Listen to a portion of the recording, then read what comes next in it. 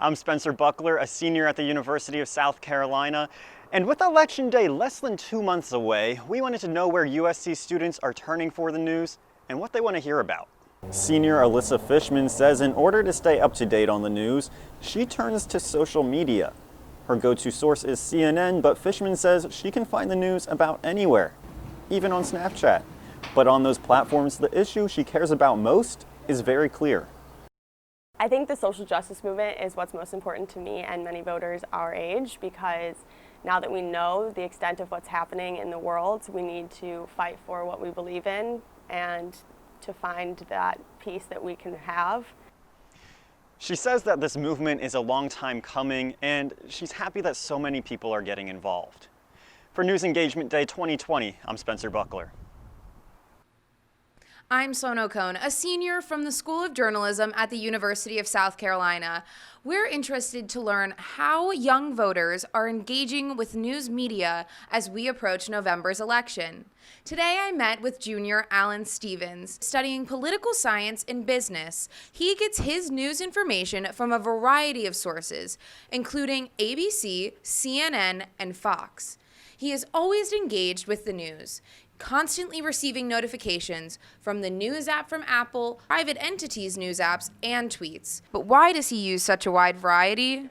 A fear of bias. It's very skewed and it's different, it's biased. Like Fox News will of course have praising the Republicans and the president, and then CNN will have very against the president. And so I just like to read them all. After talking with Stevens, it became apparent that young voters have a general distrust of the media and will use many sources to get their information. For News Engagement Day 2020, I'm Sloan O'Cone.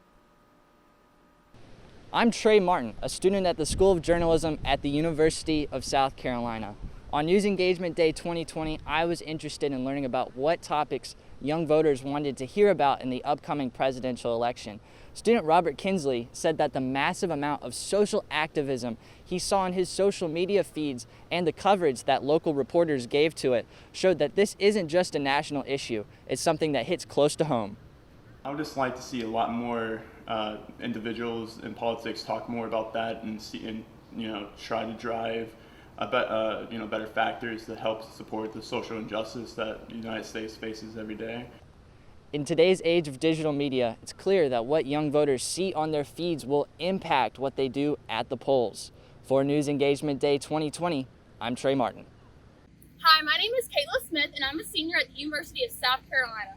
We are interested in seeing how young voters are deciding their news sources and where they get their news from. Today I met up with a football player from the University of South Carolina named Devon Bowman. I like to get everybody's opinions on things and get different points of view. So for instance, CNN is on, one main side of the stream, and then you have Fox News. I like to just get my information from everywhere so I can just not be on one side of the table. Devon told me that he thinks that it is important that even though people look up to athletes, that it is important that these people have their own voice as well.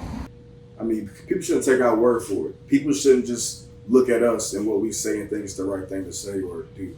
People need to gain their own information, check the news, check any and everything out there so you can establish where you stand on things in life, not just what we say.